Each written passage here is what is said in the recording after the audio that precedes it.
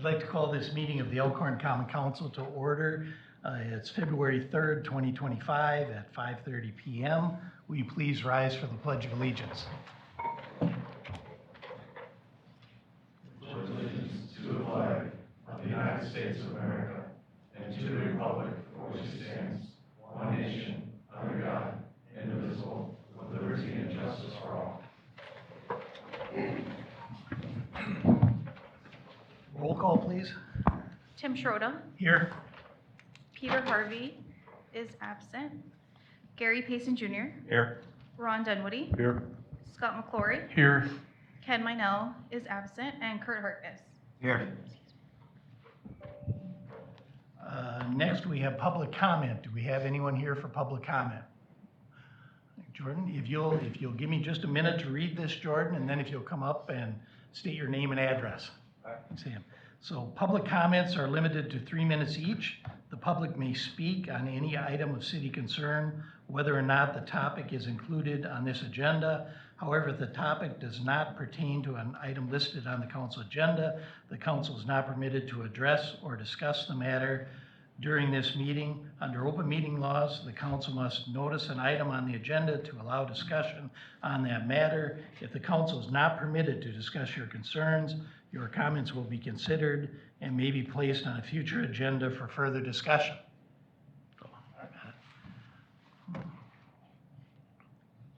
So, I just wanted to thank everyone here. Okay, name and address. Oh, of course. sorry. Yep. Jordan Reynolds, 218 Van Buren Street. I wanted to thank the council, honestly, for what you do. I appreciate it. Everything that you do for our city and for my city. Most of you know me. I've been here for 15 plus years. I'm on the Park and Recs board.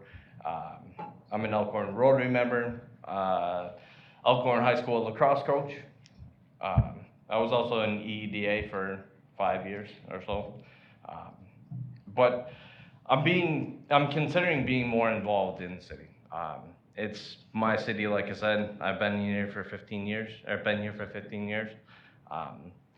I want to add honor and integrity to this room. That's what I think is one of the most important things that the council has, and I want to add more of that. It's the same thing, the same quality is that a man will show his kids. And if you know my kids, hopefully you feel that I've done that. You know, they're good kids, and I'm hoping that they grow up even more with honor and integrity. They're also the same that are required when you have a friendship, a good friendship, or if you have a career or a marriage. I mean, that's all part of it. You know, it's what you have for the citizens of Elkhorn to trust the decisions that you make. Everyone sitting up there needs to have those in order for everyone to be able to trust what you do. Those are needed and required to be able to sit up there, and hopefully the council agrees with that. You know, I just want you to know that, like, for right now, I'm on the outside looking in, but like I said, I'm considering being more involved in the future, and yeah, I mean, I guess that's all I have to say. You know, honor and integrity, it's the most important thing that you can have in the city council. Yeah. All right? Thank you. Is there anyone else for public comment? Would anyone else like to be heard? Seeing no one, we'll move on to the consent agenda. We have the council meeting minutes for January 20, 2025. Everybody get a chance to review those? I make a motion to approve. I'll second. Got a motion and a second. All in favor? Aye. Opposed? Minutes are approved. Next, we've got a presentation from Brian Raymer, Senior Municipal Advisor for Ellers Public Finance. We're going to talk about sanitary sewer rates. And I'm going to have my colleague Ariana present the Okay. material tonight. All righty. Thank you. Ariana Schmidt here with Ellers. I believe you all have this presentation in front of you. This is what we'll be walking through tonight. So first, starting with page 2, why are we here? The sewer utility is contemplating a variety of projects within the CIP over the next 4 years from 2025 through 2028. So what we're taking a look at here is how the utility is going to be sustainable to afford these projects. A part of our process is by looking at a 5-year look back. So we'll start by taking a look at the historical performance of the user rates and the revenues and expenditures of the utility. That's not to say what you should have done differently. It's more so just to analyze where the utility has been and take a look at the trends that have arisen over the years. So we'll take a look at that to propel then into the future projections. We'll take a look at 3 different key areas. First being operation and maintenance expenses, as well as depreciation of assets. We'll take a look at funding mechanisms to support the projects that the utility would like to perform over the next 4 to 5 years. And then we'll take a look at where that leaves the utility in terms of user rates and revenue requirement to be able to pay for said projects. Next, flipping to slide number 3. Before we get into that historical analysis, we just wanted to talk a little bit about the Clean Water Fund Loan Program. This is a program offered through the state to help utilities fund sanitary sewer projects. The benefit of this program is that the rates are subsidized. So right now rates are 2.2%, which is about 55% of where rates would be had you gone to the open market. So it's quite a bit of savings in terms of interest rates. This program is very unique in that it does require certain debt coverage requirements. Because the utility has existing revenue debt issued in 2020, there are covenants set in that resolution that require debt coverage of the utility to be at $1.25 for every dollar of debt service. So basically what that means is you take your revenues available for debt service, divide that by the debt payments, and that means that you need to have that $1.25 available for every $1 of debt service. So that's a requirement under the bond covenants of your existing revenue bonds. So while that's important as well, we also take a look at an all-in debt coverage. So that's a better standard to ensure that your cash flow is able to be supported, largely due to, 1, the utility doesn't just have revenue debt, they also are supporting some general obligation debt. So that is not factored into the calculation for the revenue bonds. But the utility still is obligated to make those payments. Additionally, there are some volatile expenses. As you can imagine, a lot of these utilities have pipes and different things in the ground that have been there for many, many years, and they can break at any time. So those unexpected expenses, you want to have enough of a cushion within the utility's finances to be able to support that. So we'll talk about what that all-in debt coverage looks like as we get going, but just kind of wanted to set the stage there. Any questions on the loan program? What's our current debt coverage? We have a slide that'll show you where they're at, so if you can hang tight, we'll get there. Sure. All right, next, moving on to slide 4. Again, we're going to start by taking a look at where the utility has been thus far based on audited financials. So there's 3 different cost buckets that we analyzed here. First being your operating and maintenance expenses, so costs to really run the utility. Any debt payments, and again, this is looking at debt payments in terms of meeting that coverage of $1.25 for every dollar of debt service. And then any cash funded capital, so any larger projects that are funded by any cash reserves on hand. We then compare that total expenditures, net out any other revenues that are coming from non-user rate sources, and that gets us to the revenue requirement, which is about 2/3 of the way down. That revenue requirement is how much revenue the utility would need to generate to be able to support the operations as outlined here. We then compare that revenue requirement to the line below, which is the actual user rates revenue, in which the actual revenues that have come into the utility from user rates are. Anywhere in which those user rate revenues are lower than that revenue requirement, that's where you're seeing those red numbers in terms of adequacy in 2020, for example. So what that basically means is in order to fund the utility operations as outlined here, either there was a need to dip into cash reserves or have additional revenue sources to pay for that. So if you were to have gone through any sort of a rate study in 2023, for example, we would have recommended a need for about overall 22% additional revenue to be able to support the operations. Again, these are not rate increases that were put into effect. The last rate increase that was done was on June 1st of 2020. But again, this is just to analyze where the utility has been and how you've been using cash in those lower years to support the utility's operations. Any questions on the historical trend? So in 21 and 22, we banked about 800,000, Correct. and do we know why we banked it in 21 and 22 and not in 23? Or, you know, I mean, why weren't we in the positive or zero at 23? Yeah, a lot of it has to do with the volatility too of the expenditures and things going up and down. So we will show in a couple slides here where the cash position has put you and how that overall is supporting where we're projecting out for the future. So again, this isn't really to say you should have done this differently or that. It's more so just to say this is where the utility is and why, and then we'll use that to propel forward into the projections.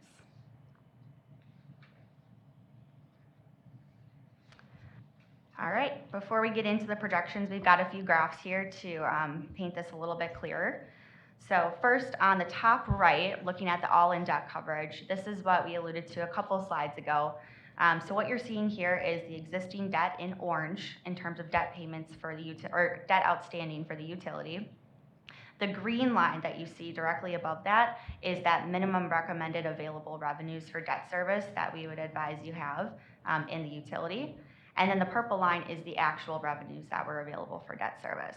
So this corresponds to the chart we just looked at. Anywhere in which the purple line is above the green, that means there was additional revenues available beyond those debt service payments. And then bouncing off of that to talk more about the cash reserves, on the left-hand side, you'll see a chart showing your actual versus target cash. So we recommend that you keep a cash reserve at minimum of at least enough to fund 5 months of operating and maintenance expenses, as well as 1 year of debt service payments.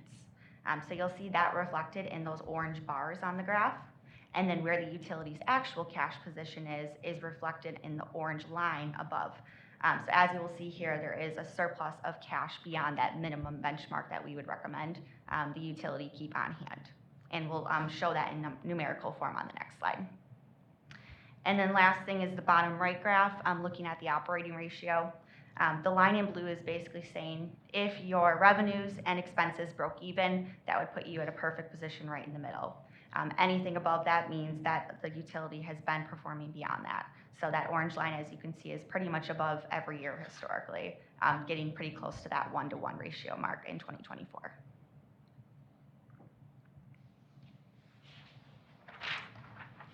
All right, and this is to elaborate a little bit more on the cash position of the utility current state, as well as where we project into budget year 2025.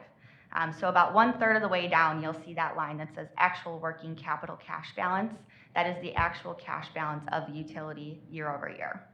We then compare that to the target that we just talked through to be able to support 5 months of O&M expenses as well as 1 year of debt service.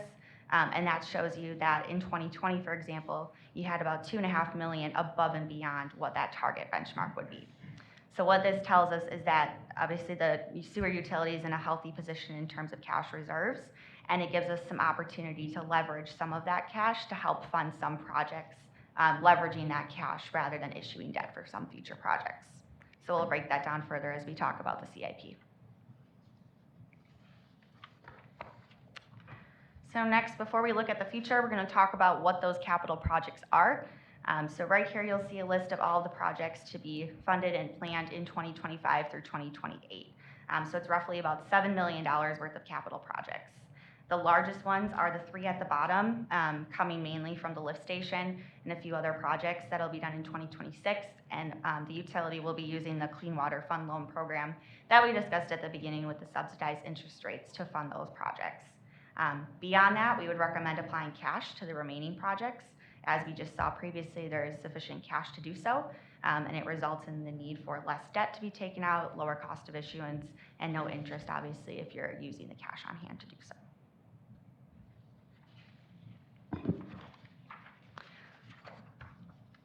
So next, we're taking a look now at the 10 years beyond this. We really want to focus on the first 4 years that you see here, where you see the dark green, because those are the years in which we have forecasted out additional expenditures related to the CIP. Beyond that, we don't have any additional expenses associated with capital projects. That doesn't mean you're not going to do capital projects in the future. It just means we don't know what that looks like yet. So this is something we can continue to update as that projection progresses. But what we're looking at first is really two key things. About halfway down through the top to bottom, you'll see the line that says net before debt service and capital expenditures. This is taking the utilities user rate revenues, which we'll talk about the rate increases that you see here in a moment. But it takes that revenue from the user rates, including any increase, netting out any operating and maintenance expenses, and that gets us to the total net before debt service and capital expenditures. We then want to compare that number, so in 2025, for example, the $560,000, to a few lines below that, the total debt service payment. That helps us to determine what the all-in debt coverage ratio of the utility is. So in 2025, with a 5% rate increase to the user rates, as you'll see at the very bottom, that's about an all-in debt coverage ratio of just below 1. Now, I know we've been talking about that 1.25 ratio. Again, this is looking at all-in debt coverage, not just debt coverage associated with the revenue bonds. So you're still meeting your revenue bond coverage requirement, but this is more so ensuring that you're able to afford the general obligation portion and all other expenditures. So what we did here in order to come up with the rate increases that are recommended was take an average of those all-in debt coverages over 10 years to get to about 1.25. So it doesn't mean each year individually is 1.25, but overall as an average, that's where we get to. So in 2025, we're recommending a 5% increase to the overall revenue requirement, meaning 5% total additional revenue across all users. And we are recommending to apply that in an even manner uniformly to all users. There is an option to analyze customer class through a cost of service study, but that is an additional fee and is a little bit more in detail than what we recommend you need right now. But that is something we can look at in the future. So we'll take a look at what that 5% means in terms of dollars to a sample user, but this just kind of set the stage for the next 4 years to be able to support the projects outlined in the CIP, what we'd recommend those rate increases be. We do have future rate increases as well built in from 2029 through 2034. Again, there are no capital projects planned in this planning period right now. So those are meant to just kind of sustain operations, factor in inflation, but those are things that can be analyzed each year, year over year, as expenses actually are incurred. I know it's a lot of numbers here, so are there any questions on the analysis before we move into the cash position and what this means in terms of dollars? Is the idea of the 1.25 to pay the bonds off faster than their maturity dates? No, it would still be paying them off on the maturity schedule. And actually, the Clean Water Fund loan is not prepayable, so you wouldn't be able to pay that off any faster. Okay, well then, why are we going to 1.25? I guess that's what I'm missing. Yeah, so one is it's required under your bond covenants from your existing revenue bonds. And then two, the all-in debt coverage, we're recommending that due to volatile maintenance expenses, because you never want to just break even, because then if you have unexpected things that come up in the future, you want to make sure you have a buffer to be able to support those expenses. So on all of our current bonds, we're at 1.25. Yes, in terms of revenue, That's what we're required to have on hand, correct, for any revenue bonds. and we're meeting that currently? Mm-hmm. Yep, it is a requirement to continue to maintain that coverage throughout the life of the bonds. Well, if we were, then all-in debt coverage is different than this. Yep, so that's why it's okay that it's below 1.25 here, because this is factoring in other expenses as well as general obligation debt, which isn't subject to that same requirement. So it's okay that it's lower. On average, we're still maintaining that 1.25, but in terms of the statutory requirement, you're well over the 1.25 requirement. Okay. All right, so we're gonna take a look at where this puts you in terms of cash position on the next slide. So this again is the same chart that you saw when we looked at the last 5 years. Now we're taking a look at where this puts you going forward. So again, in the middle, you'll see that actual working cash balance is the actual projected cash balance of the utility based on the analysis on the prior slide. And then just below that, it shows if you are over or under that target. Now that target's not a hard number because again, you still have $3.3 million.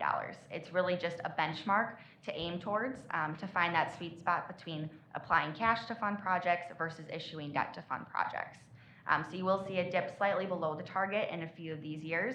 But as you see, as we work up to 2034, you get almost to $2 million above that benchmark target. So you're also not seeing any future capital projects factored in beyond 2029.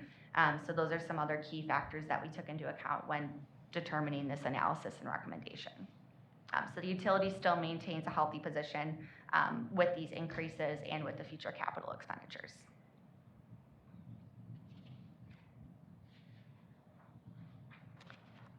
And then next, we're going to take a look at a sample residential bill. So again, the 5% rate increase is being recommended across the board uniformly for all customer classes. This is for a sample residential user, what this means in their bill. So on the left-hand side, under the green columns, what you're seeing here is monthly bills. So right now in at the end of last year in 2024, a monthly bill for this sample user was about $54. With a 5% increase in 2025, that would result in about $2.68 more a month, which on an annual basis, if you continue your eyes left to right, would be about $32 more per year as a result of that 5% increase. So we've shown that year over year, if all of these increases as shown over the next 10 years were to be implemented, what that means in total. So the sample user would pay about $36.10 more on a monthly basis after all 10 years of increases are implemented, and then overall about $433 more annually. And actually, one thing I want to back up to that I forgot to mention on slide 8 is about the Welcomette expenses. So Adam, I don't know if there's anything you want to say, but basically Welcomette is obviously a very large portion of the total operating and maintenance expenses that the utility absorbs. So we did break that out as a separate line item about halfway down the page, so you can see the charge that Welcomette is actually resulting in.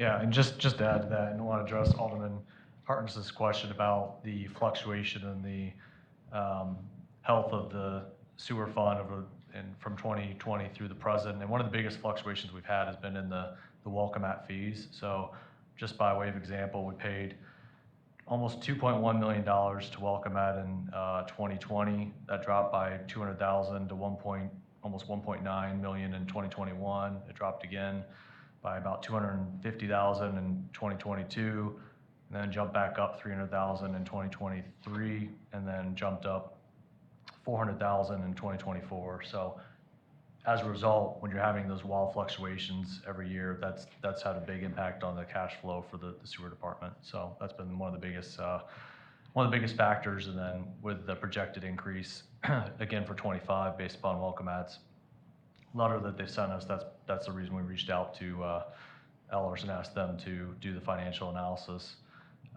And the city's our volumes have, in terms of what we contributed to Welcomette, have fluctuated quite a bit. I mean, 2018, we were at 671,000, and then it went up to 800,000 in 2019, then started to go down in 2020, 2021, 2022, where we saw the decrease in the fees we were paying to Welcomette, and then those volumes have started to increase again. So, it's a combination of Welcomette fees increasing, but our volumes are also going back up, although we have had improvements in the BOD components and the solids. So that's been good, but with the volume starting to creep back up again, and that can vary for a lot of reasons. One being how much rain we're getting. I know we're trying to cut down on that through the I&I mitigation, but anyway, that's probably more information you want to know, but I just want to address that's one of the biggest challenges we've had from a budgetary perspective is the Welcomette fees. So.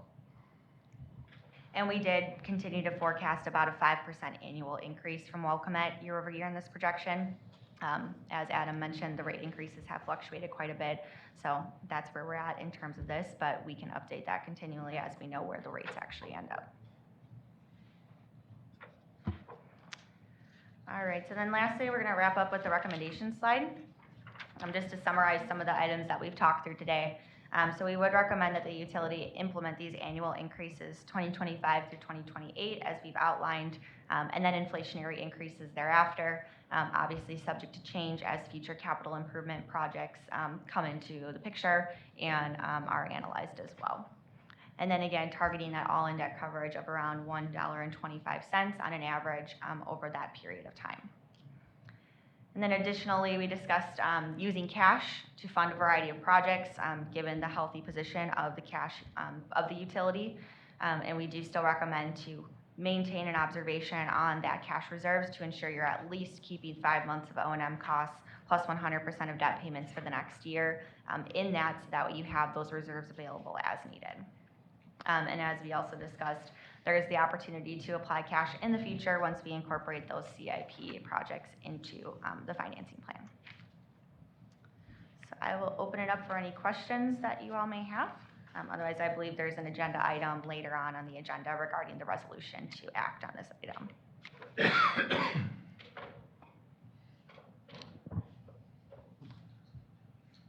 I'm good. Any questions? I'm good, thank you. Okay, thank you. Thank you. We've got report of city officers. I have nothing tonight, so Adam, you're up. I was hoping for a little more time to get ready here, so. Just real briefly, one, I did want to acknowledge we do have Neil Kolb here from Welcome At, so if council has any questions when it comes to the resolution, he's here to potentially answer questions, although that's if the mayor would, I guess, recognize him during that period of time. I got a question for Neil. We'll recognize Oh, him later I when wasn't sure if you we were- get to that item. Okay, thank you. Thanks, you bet. Just wanted to update the council, Lakeland Water Treatment Plant Rehab Project, they're finalizing the specs for that project. It's gonna go out for bid this week. Bid opening scheduled end of February with it coming to council for potential approval the first week of March. So I know they're eager to get that going. And then we've had just a lot happening on the economic development side, Sugar Creek Ridge, that proposed development, which is being done by Newman. They submitted their GDP on Friday, so that will be coming to the Planning Commission and then the council here soon. Belinsky, they submitted an amended SIP for the Harvest Point condos, which I know has come to council a couple of times, but looks like they were getting ready to move forward. And then I just want to defer to Rebecca to do an update for the 2025 spring primary. Sure. So in-person absentee voting starts tomorrow. It's from 9 a.m. to 4 p.m. and it's February 4th through the 14th with no weekends. And election day will be February 18th here at City Hall and polls are open from 7 a.m. to 8 p.m. And then just real quickly, we did close on the sale of lot 72 in the business park to the food pantry. And then I know at the last meeting, there was a question about the decrease in the fund balance for the solid waste fund.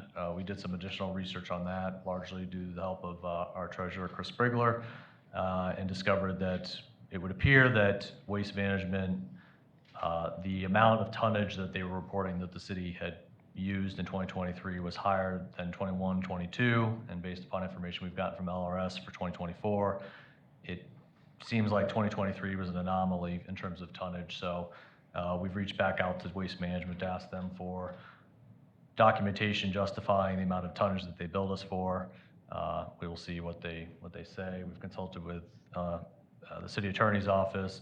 If we don't get a satisfactory response in terms of justification from them, the city attorney will be sending a stronger letter after consulting with council too on what council wants to do about it. But so. It was a huge change. Yeah, it was, yeah. The good thing is under our new contract with LRS, we don't get billed by the tonnage, we just have a flat rate. So the good news, we shouldn't have an unanticipated increase like that, but yeah, it was a very sizable increase. That's it. All right, thank you, Adam. I just wanted to remind everybody too that with the spring primary on the 18th, the second council meeting in this month will be on the 19th, on a Wednesday. So everybody keep that in mind. And now we've got some unfinished business. We've got a couple of updates from the fire chief regarding maintenance reports and then the status of the repairs and maintenance for the current apparatus. Chief. Thank you. So updates from sirens. There was a lot of open tickets on a lot of our trucks that have not been fixed. Our trucks have previously gone to multiple different vendors. Sirens may have come in, notated a deficiency, and prior administration either took them to Cloverleaf Trucking, or they took them to. Excuse me a second. You need to move your mic down so it gets recorded. Or is there another mic right there? Okay. It's going red. Okay, when I I'm see talking. the other one. Okay, want to make sure.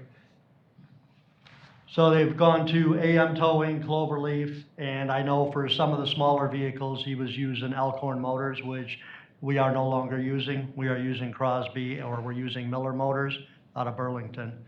I had some issues with the smaller trucks. We had an ambulance that came back after several $1,000s worth of work. We went to move it, the brakes went to the floor, took it back up there, and the truck hadn't moved, or the ambulance hadn't been used. It's one of our reserve fleet, and they wanted another $4,000 in repairs. And my question was, why wasn't that caught when it was here the first time for service? So getting on to current update on where we're at, I have not been able to get any trucks up to Lake Mills for quotes at this point. They did annual pump service testing last week, and while they were doing it, 2 of the trucks went out of service, which required repairs. 1 truck is still out of service, so until we can get that truck back in service, we're waiting on a valve.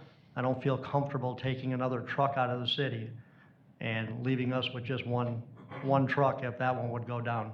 So I'm trying to get the one fixed. Once we can get that one fixed with a new valve in it, we might start being able to get them up there and start getting quotes on stuff. I did call him and ask for a ballpark quote from FSI, and without taking wheels off, he would not give us a quote. And he said it would be approximately $330 to $660 per vehicle to get them up, once we get them up there to take wheels off and give us quotes. Does anybody have any questions? You know, Go ahead. Chief, some of these things, like, is it 2626? It's got frame dam. Is this thing with frame jacking or frame rust? I'm not sure what it's. Rust jacking, sir? Rust jacking, thank you. Are we having to take this vehicle out on the street? We've still been running it. We've still been running it as needed. 26, 25 just got put back together last week during pump testing. That's the one that's been out of service for approximately 10 months. We got that one back on the road. 26, 26, we are limited in what we can do, but it is a pumper tanker. So I'm trying not to use it, try not to utilize it as, as little as possible at this point, until we can get it up to FSI. I'd be worried about people being hurt, depending on depending on what we know what's wrong with it. And I'm sorry, and you mentioned 2 of them went to pump testing this last week. Remind me again, was it the pumps that failed the truck, or was it something else? It was one pump had failed. It took 2 intakes to get to the 250 PSI test, and we were 400 RPM short of being maxed out. So that one's probably got pump damage. That's the newest truck. That's the 2013. Once we hooked up 2, we fixed a couple valves on it. Sirens had come in, done some valve repair afterwards. It did pass after that. 26, that's the one I'm waiting on a valve for. I'm waiting on parts. Gotcha. Okay. So Chief, I got a question. If you look at the screen, we got items listed down about items that they found wrong. It says urgency, et cetera. None of these documents have any dates of when anything was evaluated. I don't know if this was yesterday, last year, 6 years ago, 20 years ago. It doesn't help. I tried condensing it down as much as I could for you guys, or it would have been like 30 pages per apparatus. So this was all stuff that was just open tickets yet, that were sitting out on these trucks. Are there dates that are tied to these open tickets? I'd have to go look at it again. I think it's important that we see that to help you. You guys want all them? I was just trying to keep it condensed for you because it was a ton of paperwork. Well, I respect that, but there's no dates. Okay, So I have no idea when these findings were found. okay. So, we want to be able to help, but need to understand how long has this stuff been sitting like this? Right. Okay? Well, and also, Chief, because you just had a number of these vehicles inspected with one of the mechanics at the shop, correct? That was from FSI. They came out and they gave us a mechanic for a day for free, basically to do a fleet assessment.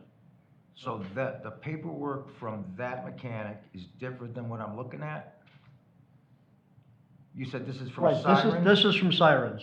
So these are all our open work tickets that have been there for we don't know how long? Right, the last stuff that I gave you from last council meetings packet was from FSI. That was when they just came in and just did inspections on all 4 of our frontline apparatus. All right, so then we only have accurate information for repairs and not complete repairs, because obviously we're not removing anything. But we have a closer idea with the FS invoice or inspection than we do with the Siren. Is that kind of what we're thinking? Right. FSI did a free one. I didn't, with the amount of budget we had, I didn't want to have to go pay for one. So unless you guys want me to get a second opinion, Well, we can't even get them up. We can't get them up to Lake. well, Sirens doesn't have lifts that are mobile that they can come out with to get them up in the air and get tires off or whatever. So there's that. Otherwise, I need to get them up to Lake Mills to get them up on a lift. That's actually a true frame lift to get wheels off, to start looking at everything. Maybe next time we look at all these, we should have, have all the repaired, or the inspections together. I understand this was a second piece, but, you know, because obviously you had, it was a good question. How long has it been Right. sitting there, you know? Right, and that's what we talked about the last time is, you know, understanding how long it's been there, to understand what's been pushed off, et cetera. So it'd be very, very helpful if you can provide. I'll have to look at that. Ryan, the owner of the company, had offered to come in and talk if you guys, or, you know. I need to see data. Okay. I will see what I can pull from his system. I said it's a different system than what I'm used to using. So I'll see what I can get into it. Okay, I appreciate it. My question is,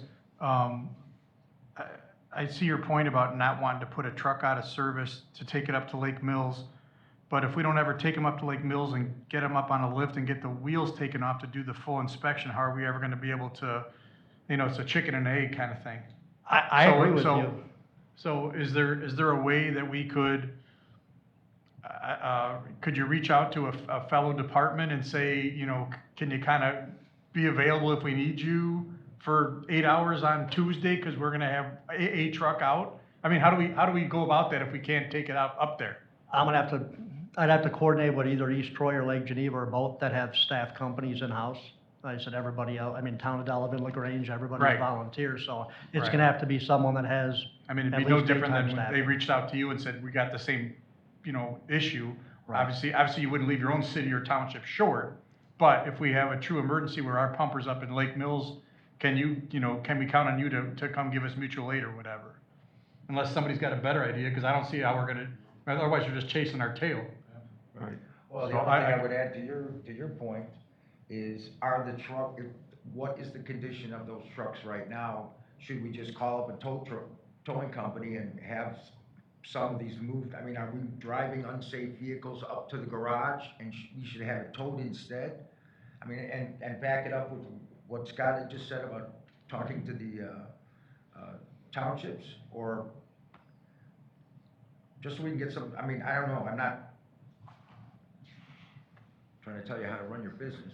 I don't have an answer for that. I mean, the FSI came in and, you know, if DOT would come through, we'd be out of service. Right. 'cause they've So, done I everything. mean, that being said, we're not mandated by DOT until something happens. Then DOT's there. So then it goes back to what Alderman McClory said. We need to start getting something up there. Maybe come up with a, you know, a 30-day snapshot or a 45-day snapshot of when we're not gonna have XYZ vehicles, because they're gonna be up in Lake Mills, and these are the people that are gonna be covering for us. We don't need that internally.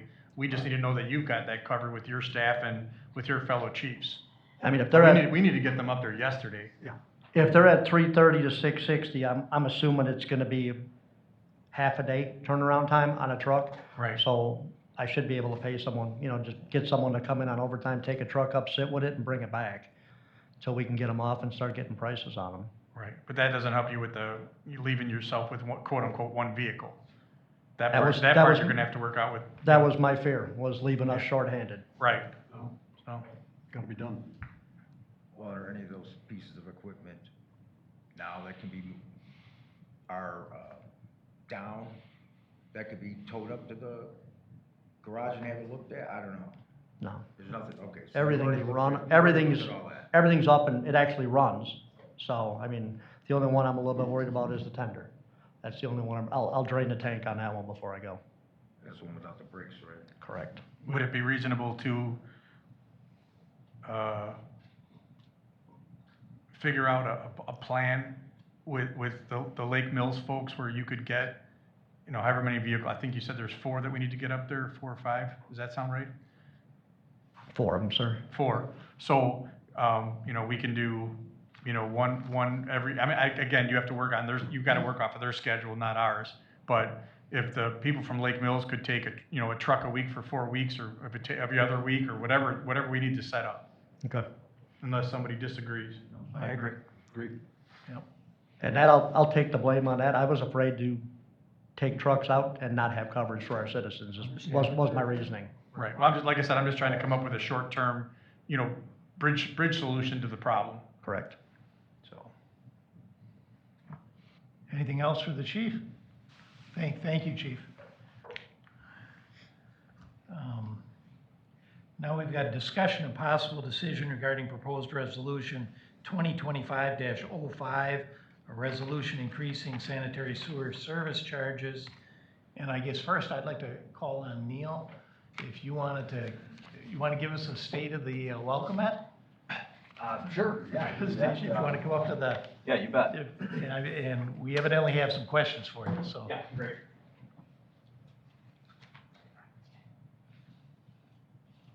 All right, thanks for having me. Neil Kolb, I'm the administrator for Welcomet. Welcomet, I'm sure most of you know this, but just a real brief history. Back in the early 70s, City of Elkhorn, Delavan Lake Sanitary District all got together, started forming Welcomet.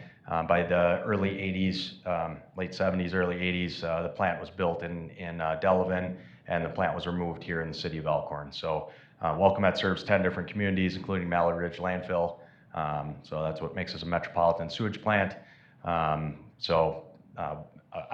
Elkhorn is one of our contributors, one of our entities. We run about an $8 million operating budget per year. We staff 19 full-time employees, all on first shift with emergency personnel set for after-hours emergencies. City of Elkhorn contributes anywhere from about 800 to 450 million gallons of wastewater each year to Welcomet. That's sent to us ultimately through the Elkhorn number 1 lift station, which we own and operate right down by your Rotary Soccer facility. That's on pump to the city of Delavan, where the wastewater treatment plant is, right by the deaf school. So just kind of a brief history. Happy to take any questions. Sure, go ahead. I found out today that you guys are looking into burning off the methane, possibly creating electricity with it. Oh, sure. Yeah, you must have left me a voicemail. I called you back. So we burn the methane. We burn the majority of the methane that we generate, that our anaerobic digesters generate. We capture those through floating covers, and then we burn that back through heat exchangers. We have 3 different boilers. Burn that methane back to heat our digesters. So it's kind of a closed loop system there. We do burn off. We flare off excess gas. But unfortunately, due to the scale, the amount of gas that we have, it really doesn't pay for itself to do the conversion. Because the biodigesters are using most of it. Correct, yeah. Okay, Yep. well, as long, Yeah, just curious. no, makes perfect sense. And we're always looking at that stuff. Methane's relatively dirty compared to natural gas. So the conversion's kind of a, there's cost involved there. So in order to try to convert what we flare off and put it back into power generation, the utility doesn't want that little amount, so then we'd have to store it in batteries, and the cost just isn't there for us at this point. But technology's always improving, and we're always looking at that. Certainly. Thanks, Neil. Yeah, absolutely. I saw that Eller's built in I believe it was a 5% increase for Welcome Ed every year? Is that reasonable? Is that? That, we where have those you're at? numbers in our long-term planning as well. We use Ellers in addition to you guys. So yeah, we've got about 5% increase built into our long-range planning. You know, there's lots of things that come up. We didn't necessarily know that. So most recently, we're on the tail end of a 2.5-year construction project right now to reduce phosphorus in our effluent. That's a $20 million construction project that is mandated by DNR. So we operate under Wisconsin DNR regulations for our wastewater permit. So new regulations come in and we have to adjust to those. So that's part of what that is. That it gives us a better quality effluent water, but there is additional costs there. So, you know, things like that. You know, most recently there's talks of PFAS. You guys hear a lot about that. You know, there's nothing imminent right now, but you know, nothing to say in 5 or 10 years those regulations won't come in as well. But all things being equal, yes, we've got a 5% increase built in, roughly. Does anyone else have anything for Neil? Thank you so much for. Absolutely. I'll hang out. For showing. Yeah, Okay. thank you. You bet. Anyone else like to take a stab at this? Are we talking a 5% increase for 25, but then an 8.5 for 26 and 27, and then 5, so it's increases every year for the next 10, I think, is that right? Is that what the recommendation is? Yep. Brian Raymer with Ellers. Our recommendation for tonight's action is just what's in the resolution for your 2025 rate, rate adjustment. We build out a longer range plan though to make sure we've identified that, one, that's suitable, but two, we don't want to roller coaster the rates as much as possible. We have more flexibility in the absence of the Public Service Commission here being non-regulated, and therefore you generally can build out these more kind of inclined, you know, increases over time. The reason for kind of the 5, then maybe the 8 and the variance there is all to what Ariana spoke to in trying to maintain our methodology throughout the planning period. Now that said, the reason we don't recommend doing any action for 2026 and beyond here, stuff changes. Quite simply, if Neil comes back next year and is like, by the way, it's a 12% increase, we're gonna have a different story to tell them, the city, right? That's not gonna happen, of course, but just understanding. That's why we don't recommend doing a resolution for more than 1 year at a time. So we'll be back here next year. Yep. Having this same conversation. Okay, just wanted to be clear. Unless Welcome Ed does a great job of reducing costs. We're working on it. It's all on you, Neil. No pressure. We're on it. All right, thank you, Brian. So we've got a resolution in front of us for a 5% increase in 2025. Considering we haven't done any increases in 5 years, I would make a motion to approve at the 5%. No second. We've got a motion and a second. Any further discussion? Roll call, please. Gary Payson Jr., Yes. Ron Dunwoody, Yes. Scott McClory, Yes. Kurt Harkness. Yes. Okay, the motion passes. We've got discussion and possible decision regarding execution of task order number 27 from Kapoor Incorporated for engineering design services for the 2026 Centralia Street Phase 3 construction project in the amount of $326,755.60. Make a motion to approve task order number 27 in the amount listed. I'll second. Got a motion and a second. Any discussion? Roll call, please. Scott McClory, Yes. Gary Payson Jr., Yes. Ron Dunwoody, Yes. Kurt Harkness. Yes. Motion passes. We've got discussion and possible decision regarding payment application number 5 from Rock Road Companies for the Northeast Water Treatment Plant Sewer and Water Extension Project in the amount of $300,930.16. Make a motion to approve. Second. Got a motion and a second, any discussion?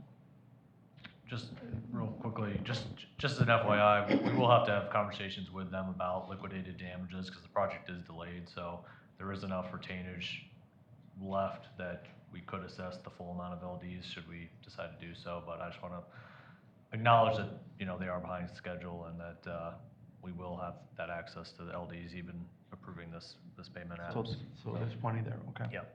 All right. Thank you, Adam. Any further discussion? Roll call, please. Gary Payson Jr., Yes. Ron Dunwoody, Yes. Scott McClory, Yes. Kurt Harkness. Yes. Motion passes. We've got discussion and possible decision regarding approval of the following quotes totaling $69,891.99 for the purchase, upfitting, and truck cap installation of a fire command vehicle for the Assistant Fire Chief. There's 3 items listed here. Does everybody see those? An F-150 from Miller Ford, upfitting by GenCom, and installation of a truck cap, which again totals at $69,000 and change. Make a motion to approve. Second. Got a motion and a second. This all was budgeted for, and these amounts all fit the budget. Okay, any other discussion? Roll call, please. Kurt. Yes. Oh, You seconded. yes. Yep. Gary Payson Jr., Yes. Kurt Harkness, Yes. Ron Dunwoody, Yes. Scott McClory. Yes. Motion passes. Discussion and possible decision regarding approval of the quote from Fire Rescue Supply LLC for the purchase of extrication equipment in the amount of $74,350. Chief, I appreciate you putting in there about, your experience with them and all that kind of stuff. But in the future, I think it's helpful that we have something to compare to, having more than one quote. Even though, you're proposing, hey, this is what we should do, but we should have something to compare against, because what if the one you compare against is $25,000?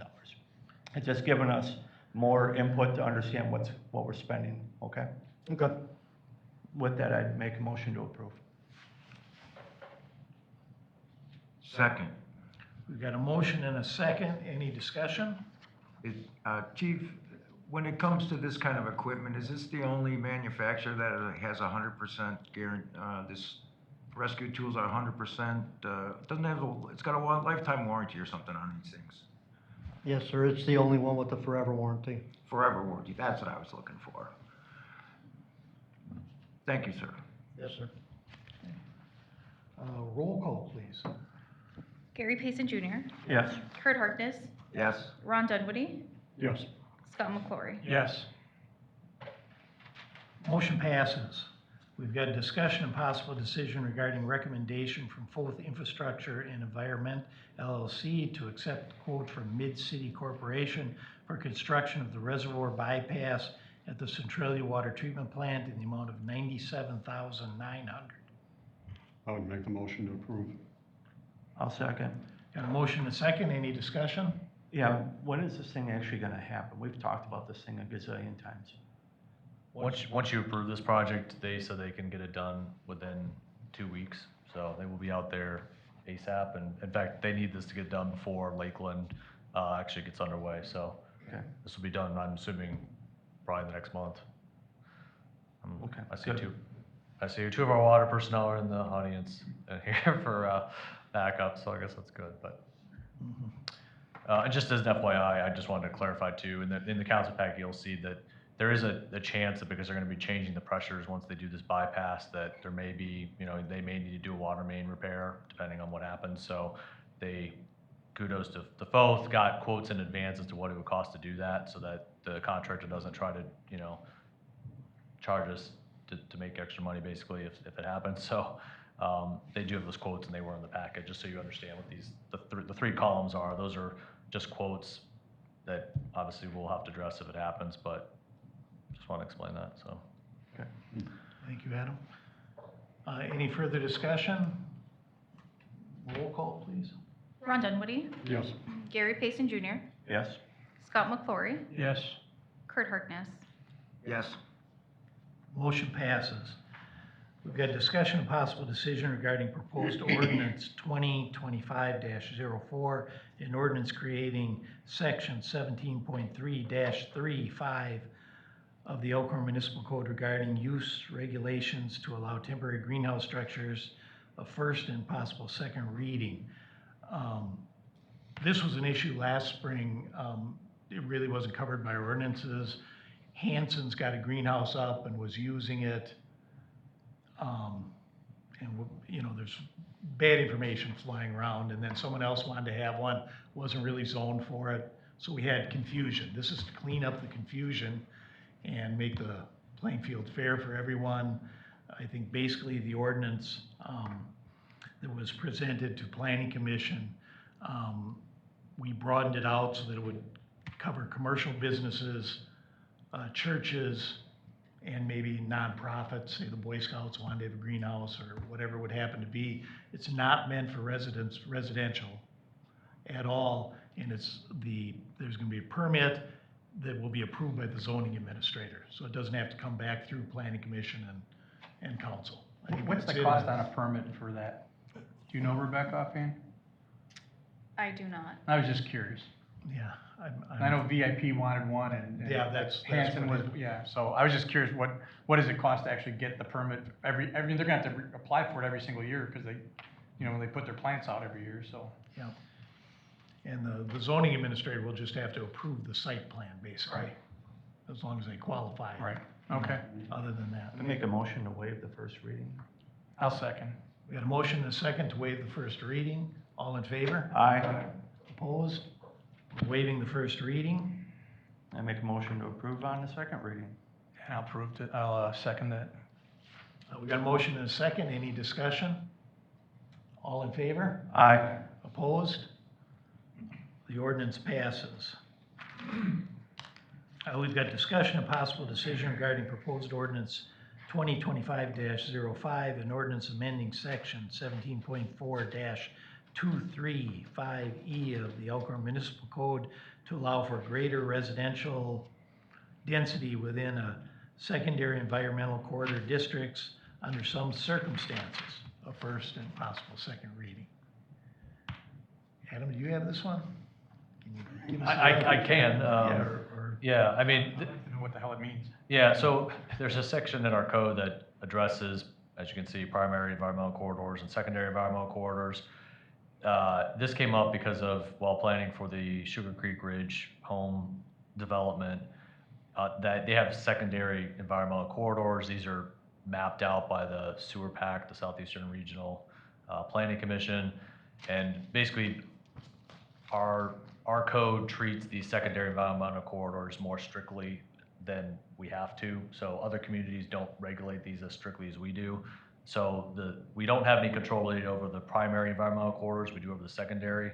And so that's why, and I will certainly defer to Tim here, but we added this proposed language basically saying that you can get a conditional use permit to allow greater density than the 2.5 acres that's currently allowed. Because the problem is there's some segments, for example, on the Cook property, that's just open farm field, that the mapping has secondary environmental corridors. So it's not clear why. There's nothing that's clearly sensitive, you don't see, it's not like trees or some real sensitive environmental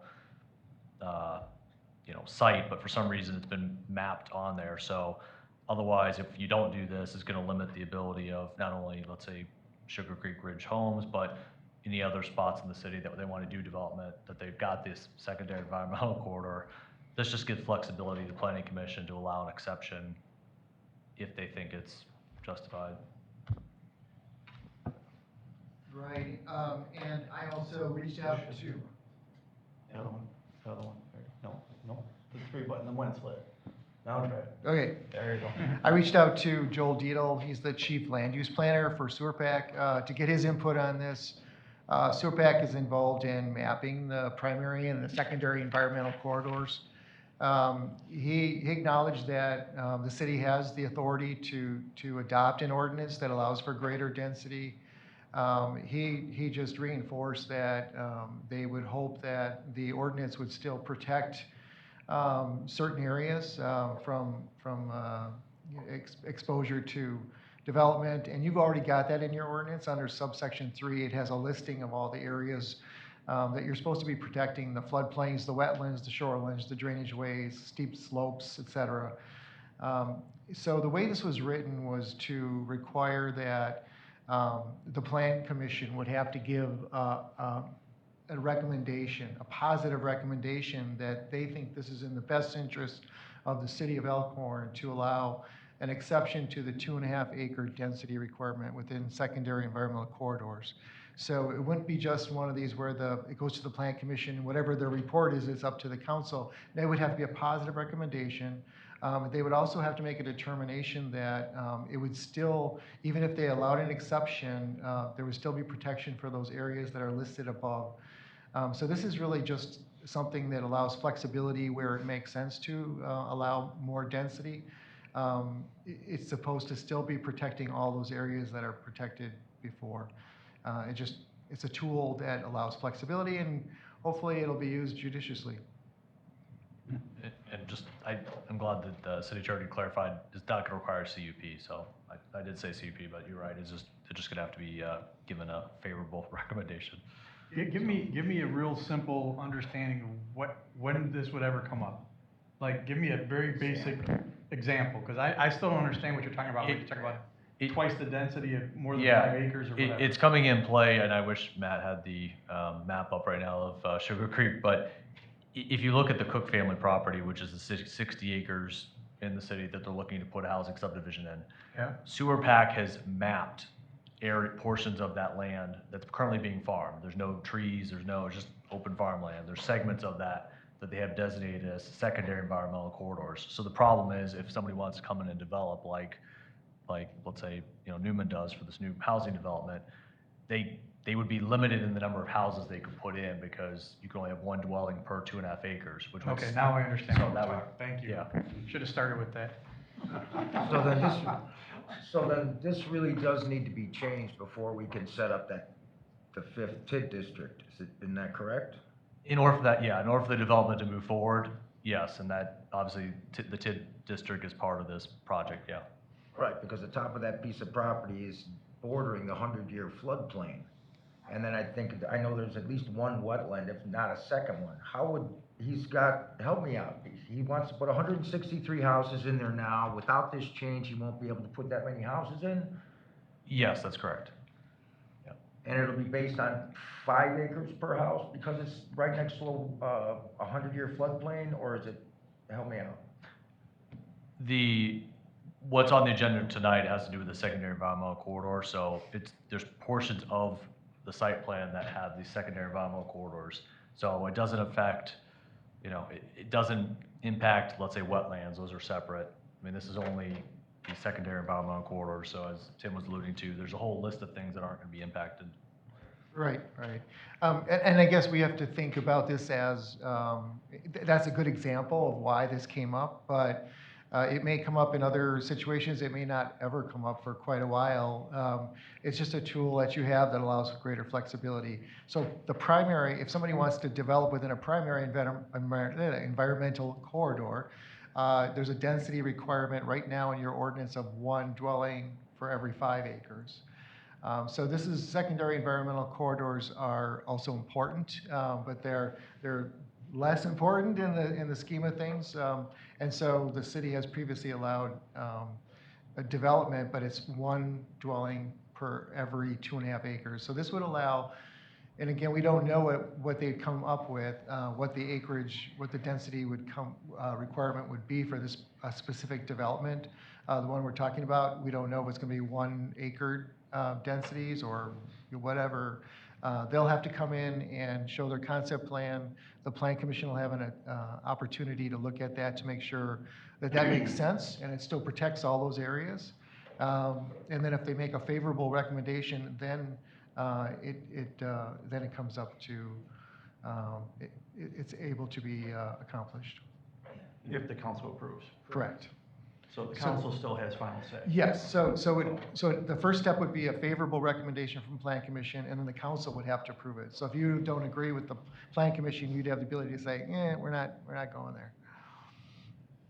And Matt pulled up, just as an FYI, the site plan, proposed site plan, and the area in the brown is what is the secondary environmental corridor, so you can kind of see where it runs. You can see there's no, well, you can't really tell from this map, but it's just currently being farmed. It's open fields, there's no trees or anything there.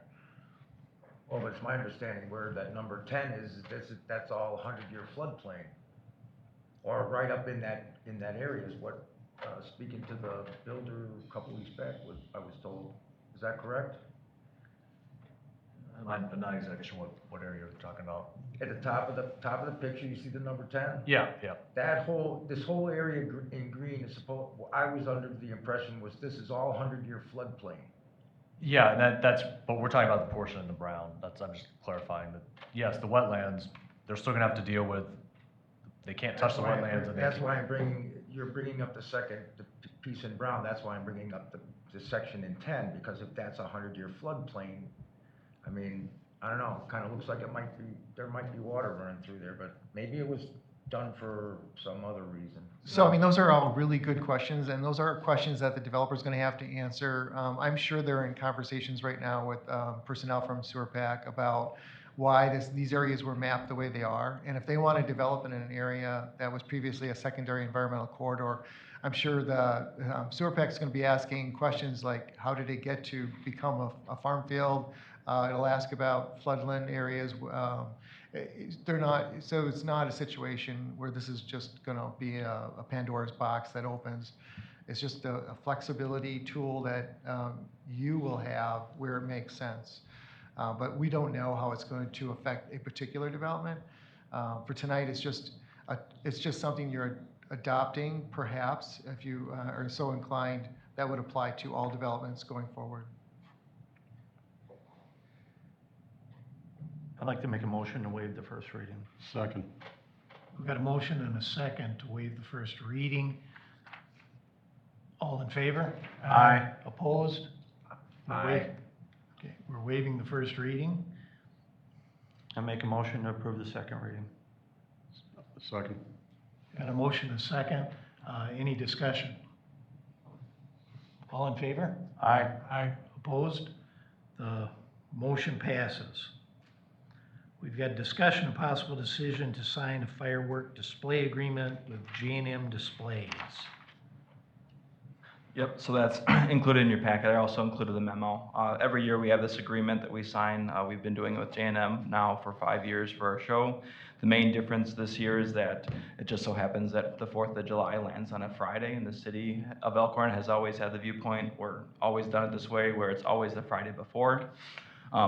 This year I kind of reached out to J&M Displays and talked to them. Granted, this last time this happened was back in 2014, and just for ease of communication and efficiency and just trying to make sure that we're providing the best fireworks show, my recommendation is just to keep it the Friday before. So this year it would be on Friday, June 28th. And then just for reference, last year was on Friday, last year was on Friday, June 28th. This year it'd be Friday, June 27th if we did the Friday before. And then I did reach out to other municipalities, and J&M Displays contracts with the City of Elkhorn, Town of Delavan, City of Delavan, Village of Fontana, Village of Williams Bay, Lake Geneva JCs, which is, I think that's their big thing downtown, Darien Cornfest, Badger High School, and Delavan Darien High School. So we don't really have a ton of options within our area for another firework display company. But I wanted to take it to you guys for formal approval to sign the agreement if that's something the city is interested in.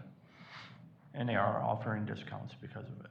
Yes, that's important too. It's like a 10% discount for, keeping with the tradition of the Friday before the 4th.